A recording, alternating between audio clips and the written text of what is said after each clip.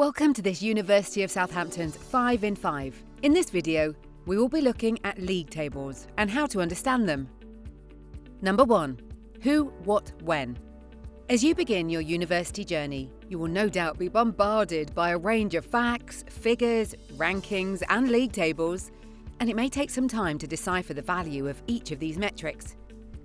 The three main providers which you are likely to encounter are The Guardian, published around the beginning of June, the Complete University Guide, normally published in April, and finally, the Times Good University Guide, published around September.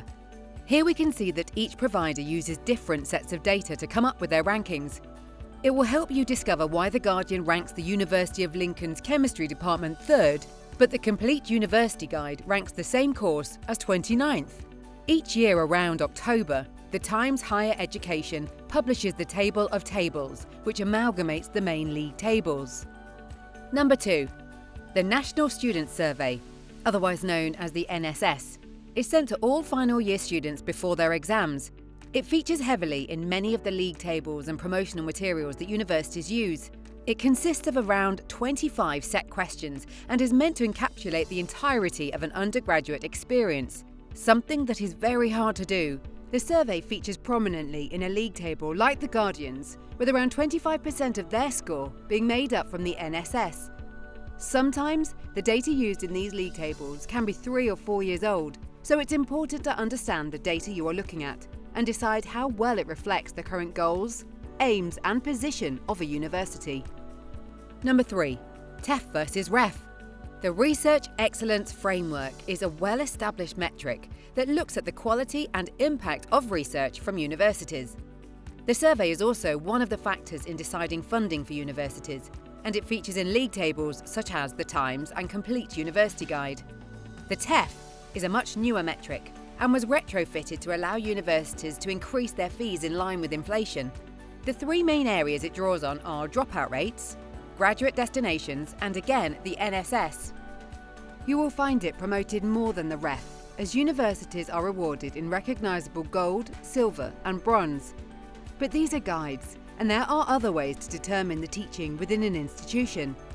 So these are two metrics, each in their own way trying to give you an insight into teaching at a university.